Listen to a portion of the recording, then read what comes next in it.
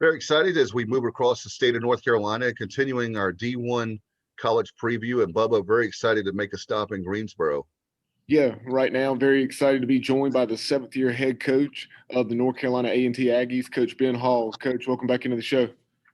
Hey guys, thanks for having me on, and look forward to talking to some baseball here. Absolutely, very excited, Coach. I know people are getting ready for Valentine's Day, but we're excited about. That means college baseball is getting ready to start, and very excited about it because I think it's been one of the things I told Bubba. Sports related, the number one thing that I was hurt by. There's 1A and B, the March Madness, and right up there, right tied with it, is the baseball season. As much as he and I love college baseball, we were very upset. We understood why, but like just a couple weeks in the season and a few weeks or whatever, and then you have to cancel your season. I know that had to be really hard on you and the guys and your coaching staff. Yeah. I mean, we had some guys on our team thought they'd never play baseball again. I mean, flat out, to be honest, I think we went over to NC State that day that kind of everything, the chips were starting to fall, and you're having a conversation with the coaches pregame, like, we don't know what's going to happen. And our guys played outstanding that night, came up just a little bit short of getting a big win on the midweek there. And we were also, what was so tough about that is, we were doing so many good things those first couple of weeks, and we were really working hard in our practice time to make some offensive adjustments. And, you go to NC State, you see some better offense, and then all of a sudden, that night or the next day you're done. And so definitely tough. There was definitely a 2 to 3 week hangover period there where you could tell guys were in the dumps about it. But obviously, very fortunate and excited to, once everything came to fruition and we were able to get it ready for this year and bring those guys back, it definitely made a big difference in everybody's kind of upbeat mindset. Coach, before we dive into, dealing with everything that the COVID-19 pandemic presented, just talk about last season. Your ball club had gotten off to a 2-7 start, but then you had won 5 out of your next 8 and picked up a couple of wins over an ACC opponent in Boston College, and we're playing pretty good baseball when things got shut down.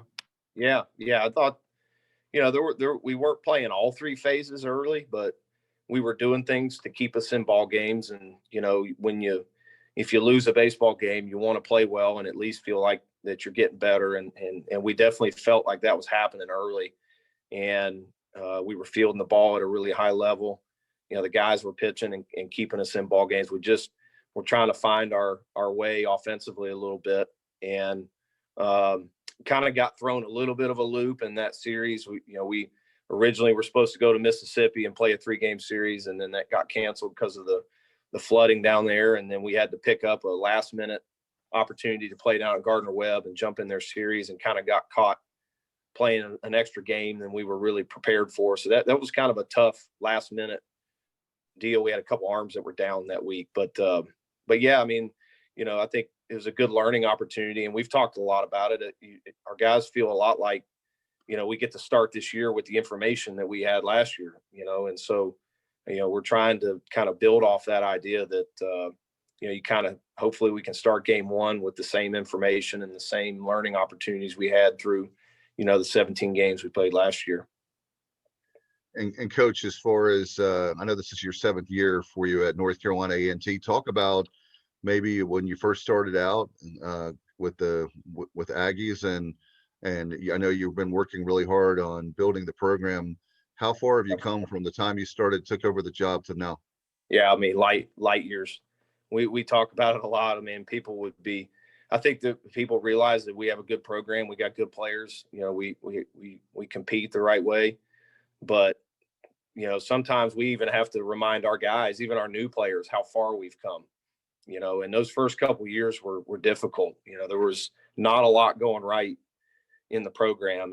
But through tough times and grinding through things and, addressing issues head on, you're going to come out of things in the right way. If you do things the right way, you coach the right way, you recruit the right way. So, 2017 was really kind of that, it was kind of that first year where you felt like the guys bought in enough to turn the tide.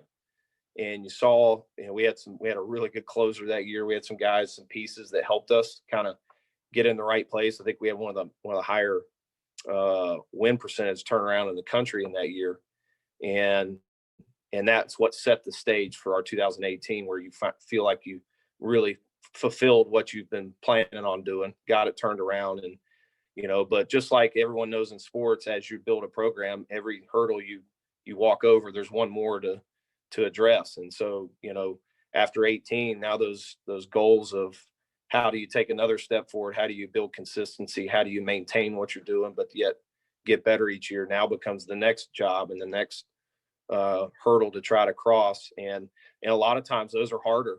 Even you're having success, but how do you continue to stay sharp and find other ways you can even improve even more? So it's been a fun process. I'll definitely say those first 2 years was not near as fun as the last two have been.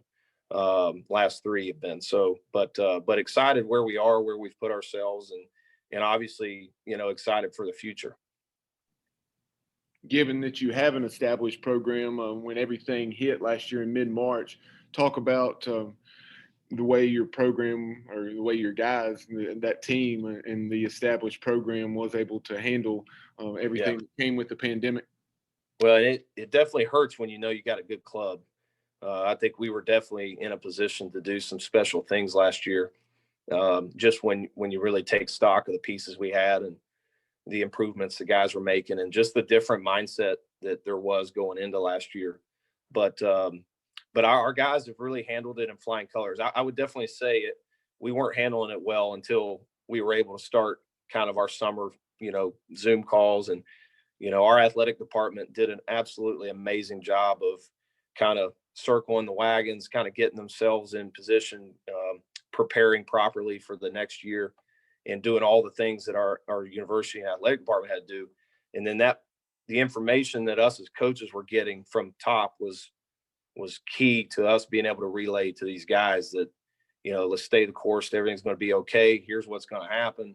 We don't know 100%, but, just be prepared, get yourself ready, because we're doing everything on our side to make sure that there's definitely a fall baseball schedule, and us be able to get better and get back to work. And, when you're working with young people and you tell them something, you got to come through on it. And that was I think that was kind of the key, click for our guys. We got into fall, we got a couple weeks into fall, and we were operating as close to normal as usual. And I think that's when it kicked in, like, hey, we're going to be all right as long as we, do all of our COVID protocols and be strict on how we're doing it, and get out and get the work in. We're going to be in good shape. Coach, let's talk some baseball. I definitely, I know that a lot of people are so ready for it to start, to have some kind of normalcy. This year's club returns Camden Williamson's 16-game hitting streak last year, and he was hitting .313. Those are some good numbers. I know you got to be happy about him. Yeah, Camden's, and he's going to be the story that you'll see across a lot of our roster. They just, he's got a lot of experience. He's been here for a long time. He's an older player now, and had some ups and downs in his career, but with maturity comes knowledge and ability to perform. And obviously he was off to a great start last year. He was one of those guys who thought he may have played his last baseball game, but to have a guy like that back, along with a lot of the other older guys, it just gives you confidence knowing that you don't have to start from square one. Those guys know the plan. They know what we're doing. Practices run smoother when you got a guy like that. And I know he is definitely poised and ready to have an awesome last go of it here in his last year as an Aggie. Before we talk about some of the other players positionally, just give us an overview of the roster, with everything, with the NCAA, granting an additional year of eligibility. How many COVID seniors do you have? And typically it's a 35-man roster, but how many guys will you be carrying? Yeah. Right. Yeah. So our roster is definitely expanded. I think we started the year with right at about 40. We're going to probably enter the spring with 37, 38, somewhere in there. Just not off the top of my head, but we brought every one of our seniors back, all 9 of them. So those guys came back, and the way our recruiting was working, we didn't have to make any tough decisions on our incoming guys. So it is definitely a deep roster, the deepest we've had here.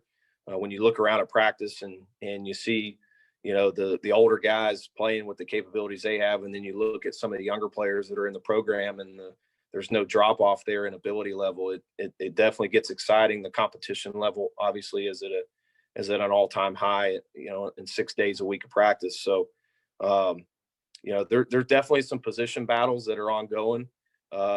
But I think the neat part that I've talked about somebody earlier that I think is really unique about this era we're in right now is, as tough as it has been, there are always silver lining positives to what we're going through. And I think one of them is for sure is having those 9 guys back and trusting them. And typically on a normal year, you're telling stories to your freshmen, your new players, about Evan Gates and Camden Williamson and the guys who were good leaders last year, but they don't see it. And so this is a unique year where those guys get to see it in person. They get to experience it. You hear the talk in the dugout of a Camden Williamson, fifth year senior, talking to the young rookie outfielder about his at bat. So that, I think that's really been a neat thing to see progress. When you've got a 22 or 23-year-old guy who's got an extra year, standing there next to a wet behind the ears 18-year-old, and you get to kind of have fun putting it all together. That's been neat. It certainly is going to make for some great baseball, Coach, across the board. I think with a lot of different clubs being deeper, and that's great for the Bubba and I and many college baseball fans around the nation. I wanted to ask you if you could take us around the horn with, if you give us kind of the Cliff Notes version of your roster with each position. Right. So I think, for anybody, it obviously starts on the mound, and not just having pitchers, but having a deep set of arms that can go out in different roles. But we basically return our weekend rotation in place. Michael Johnson has been an outstanding arm for us his whole career. Ethan Chavis, a pitchability lefty that has got a high competitive level going on Saturday. And then Cole Parks was a Division II transfer to us last year and got off to a little bit of a rough start, but his last 2 outings last year were special. Gave us a quality start against Boston College, and we were able to come back and win that game, and then came back the next week and shut out Lehigh, and was just electric on the mound. So, having your weekend rotation back in place is really neat. It's been a unique process for us pitching wise. I think we've gone 3 years where we've never altered our weekend rotation. That's pretty special. Never once, not one time has it changed or taken a guy out or subbed him. And then you transition to the bullpen. I'll put our bullpen arms up against anybody in the country. Leon Davidson is arguably one of the best statistical bullpen arms in the country.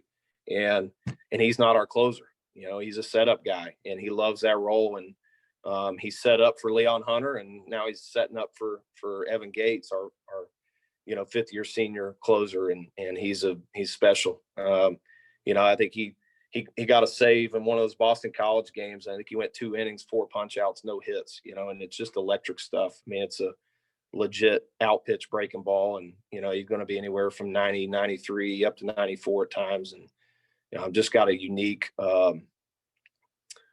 composition of who he is. He's a really, really interesting person, a smart guy, and is a tireless worker. So, and then there's a whole bevy of arms in there that you feel good about. There's probably 11 to 12, 13 guys that, that we feel comfortable in certain roles of getting out there and not hesitating to do it. So that's obviously exciting. Positionally, we're built defensively, and we got a senior catcher behind the plate who I think through 17 games was throwing out over 60% of his runners. It's just one of those stats. It just happened to throw a ton of guys out early. Dustin Baber at shortstop. Again, I'll take him any day. The guy is one of the most routine middle infielders I've ever been around. Just really good defensively. Tony Mack, the second baseman, had an absolutely outstanding spring, leading the team in home runs right now. He's the littlest dude on the team, but has got off to a really good start at second base. Third base is an ongoing competition. We got some good players competing there. We got a fifth year senior, Justin Williams, has played a lot of baseball for us there. Junior college transfer from Catawba Valley. Grant Tilley has had a really good spring, played really well so far. And then we've got a freshman in the program that's going to be the future. He can really play, and he's learning every day. But his name's Trevor Sheehan. He's a Holly Springs High School kid, and has got a really good tool set, over there at third, and he's right in the middle of that competition right now. First base, Zach McLean is an old player. He's been around a long time. The team makes jokes about it. He's like, everybody thinks he's 28 years old because he's playing college baseball for so long, but he's an older player that, obviously look for him to have a good year. And the outfield is just, it's different because we've got, if you wanted to really look at your roster, you probably got too many outfielders. We got a lot of bodies out there, but they're all really unique. They do some good things. We've got 3 guys that could play center field for us, any day of the week. Camden Williamson and Wright. But we also had a couple transfers into the program. A left-handed hitter that started out of high school at Chapel Hill, transferred to us by way of Florida Southwestern Community College, Cameron Brantley, one of the highest rated, offensive players coming out of the state in his high school years. So exciting to see him kind of inject some offensive punch to what we're doing. And then, you could sit and talk all day. The roster obviously is big.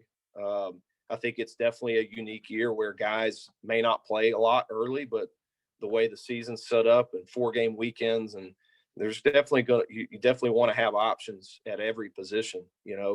We've talked about it. You play 4 games weekends for 10 straight weeks. You're going to have 2 deep everywhere, and somebody's going to have to sub in and out and start a game. And so pretty excited about what that looks like positionally for our team. Coach, tell us a little bit more about Evan Gates. You mentioned him when you're talking about your staff, veteran closer. I noticed last year out of 17 ball games, he had already made 9 appearances, had an ERA of just over 2, and he had struck out 26 and 16. Yeah. And opponents were hitting just $154 against him. Yeah, he's special. He's like he's your dream junior college recruit. He came to us out of Mott Community College in Michigan.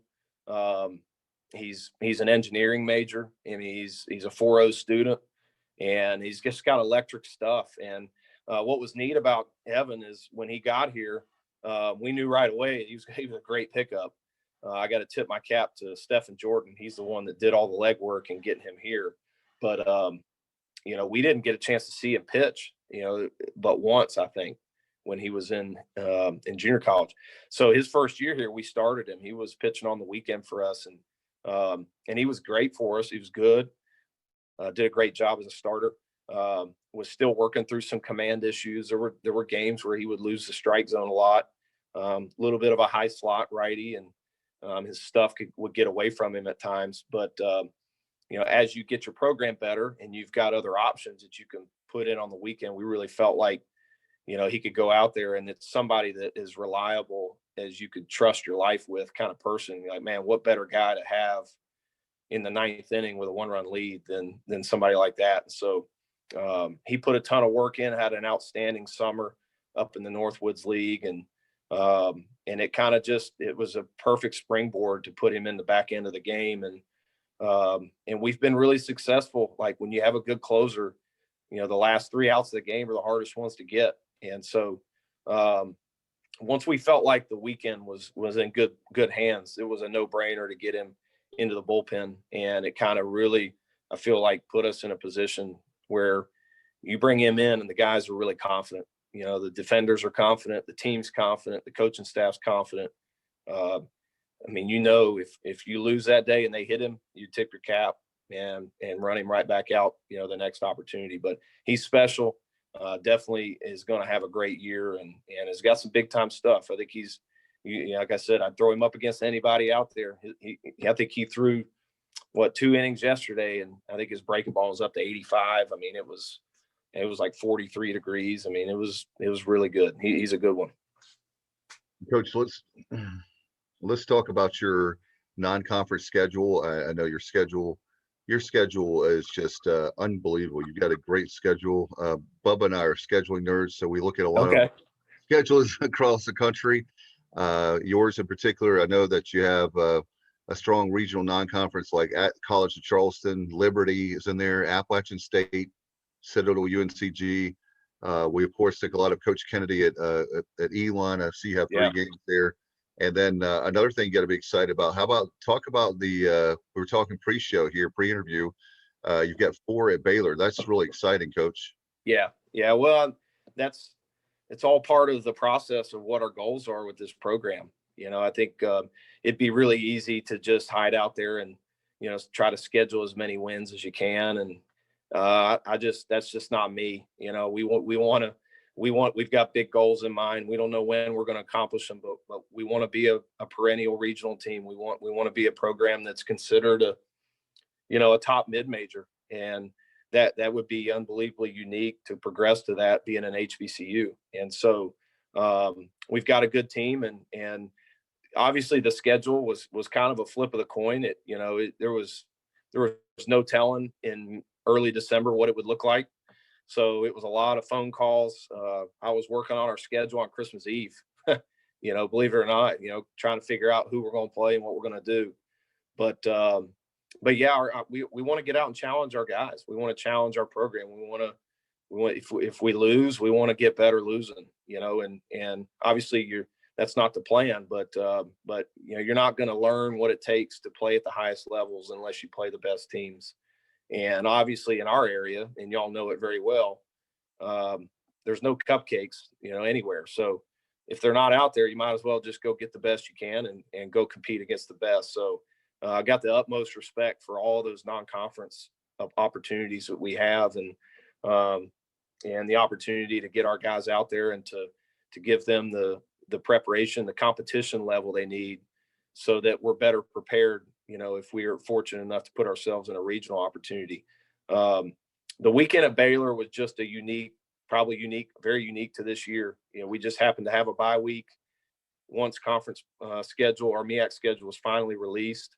And you don't want to take weekends off, and obviously there are budget constraints, but really obviously appreciative of our administration to give us the go ahead as long as we can fit our budget goals to go out and do the best we can to put our best schedule together. And so it was just a couple of emails and some conversations, and they were obviously desperate for games because they had some weekends that they didn't have filled, and it just worked out obviously to get out there. That'll be our first opportunity to spread our wings a little bit, go somewhere different and play. And, just like I said, a really neat opportunity to go challenge your program and see where you fall right now.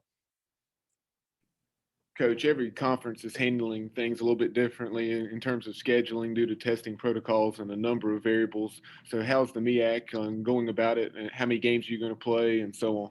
Right. So the MEAC finally, I think right about the first or second week of January, voted to agree on a schedule that basically would give us 32 conference games. That'll be the most conference games we've ever played. The goal of that was obviously to protect our teams in conference against potential COVID cancellations. We were really worried if we end up with a conference schedule that has a limited amount of games, and then you were to potentially lose some, you could be caught in a really bad situation, in a baseball setting. So we'll be in divisions. Wasn't really happy about being in divisions, but so we're going to be playing North Carolina Central and FAMU 24 games over the course of our conference schedule. But they also added the opportunity for us to cross the division against one team, help us get some more games. So we'll play Coppin State in a home and home weekend series, 4-game series that'll get us up to 32, and obviously playing 4-game weekends. So a single on Friday, doubleheader on Saturday, and then a single on Sunday. So it definitely puts us in a better position, when you talk about protecting your schedule and making sure that our kids have the best opportunity to play. We were the first ones to lose our season, so I think that was something that was really important to make sure that we're in position. Testing wise, obviously that is that's going to be an ongoing learning process here. I mean, everybody, like you said, is kind of doing something different. But I know here at A&T, that's all I can really speak for. We're testing our whole roster once a week. And so we're going above and beyond, what the NCAA minimum is, again, to make sure and protect our program and make sure we can meet any protocols that are asked of us, to go out and compete and to put our guys on the field safely.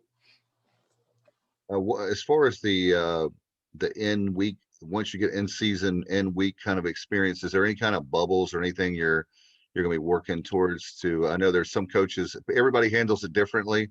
Right. I wish there was a textbook, coach, on how to handle COVID, but there's not one. So everybody's handling it differently. But I guess that for those of us that are in the media, that's been kind of fun to cover how each is handling it. Yeah. I mean, you can only bubble so much. These guys are college kids, and you can't put them in a hotel all spring, like maybe in the NBA. But we also are testing constantly. I mean, we're talking about it every day, but we are doing things to try to mitigate the potential risk of, one guy testing positive and then having to contact trace a whole swath of your team. And so, like for instance, when we're lifting weights, our guys lift within their pods that they live with. And we're doing everything we can to make sure that they're not crossing, across pods, so when we lift in two groups, group one is all made up of a certain amount of apartments and living situations, and group two is made up of a certain amount of living situations. And when those guys leave the field, it really does, and they go home, they go to the apartments or they go to their dorms, it really at that point is on them, because they're, I'm not standing there with them, but we've been really fortunate. We really only had I think we had 3 positive case tests in the fall, and so we've come out really good on that. Knock on wood. I think our guys have done a great job, as far as following the social distancing protocols and masking and all the things that and you obviously have to alter what you typically do on a practice day. I mean, you can't throw 37 guys crammed into one dugout when you don't need to. So we're working out of 2 dugouts on a daily basis, and just hammering home the key to this schedule going off and actually succeeding is on these guys being diligent in how they manage COVID protocols. So let's just hope they all stay mature, and I hope all college baseball players do, because once we get to the schedule, there's 2 teams that are going to have to come through on it, and we have to come through on our end, and the teams we're scheduled to play have to come through on their end. But I think we all have enough motivation that we want to play. We'll do whatever we have to do to make it happen. So, Coach, earlier in the conversation, you referenced a move to the Big South, and that news broke about this time a year ago. So just talk about what that's going to mean for your program. You've obviously, and like you've talked about, become much more competitive, and then you're going to be going into a league that has the likes of Campbell that's been on the verge of playing in a super regional here in the last couple of years.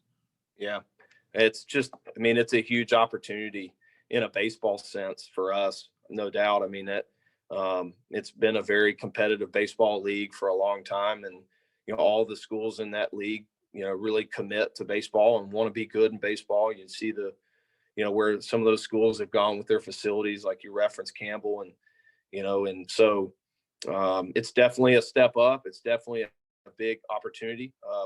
It's going to take obviously continued uphill climb and uphill improvements with everything we do, from recruiting to the way we play, the way we pitch, and all those things. But the good thing is I'm familiar with it. I spent a couple years at Winthrop in that league, and our pitching coach Jamie Serber was a Friday night guy when he was at High Point and coached there, and coached at Presbyterian for a few years, and we're very familiar with those guys. Great group of coaches, and just excited for the opportunities it presents our program. It's going to help us in our scheduling. It's going to help us in our travel. I mean, we're going to save a ton of money in certain instances as far as how conference scheduling and travel goes, with it being more centralized travel, and help us, hopefully progress to that point where you can build a good RPI and go out and, attempt to play the best teams in the country. And like you said, get on that same track that Campbell's put themselves on. I mean, those are goals that we definitely want to accomplish. And I think as an athletic department, it makes us better in every facet. It gives us, every one of our athletes in every sport, Olympic sports to football, just a different platform, to go out and represent who we are, what we're doing here at A&T, and helps us realistically like set new goals and new objectives to go accomplish. So that's definitely the exciting part. Well, Coach, certainly enjoy the time. I know that you have a tremendous university for recruiting purposes, a very underrated. You can get a great education, you get a great playing experience with you. Good luck to you and the staff and the players. We're keeping our fingers crossed we're praying that baseball season is it's a marathon and not a sprint, as you know. And so my big prayer for you guys is that we can get through it as much as possible and have a College World Series this year. That would be fantastic. Thank you. I will. I'll definitely relay to the guys today at practice that the media is praying for them for us to be safe, obviously, but obviously we all want to see good baseball and get back out on the diamond and hear that ping of the bat, and so we look forward to it, and definitely we look forward to staying in touch as the season goes. No doubt, Coach. I hope you have a great season. Enjoy the visit, and look forward to you guys having a great year. Thanks, guys.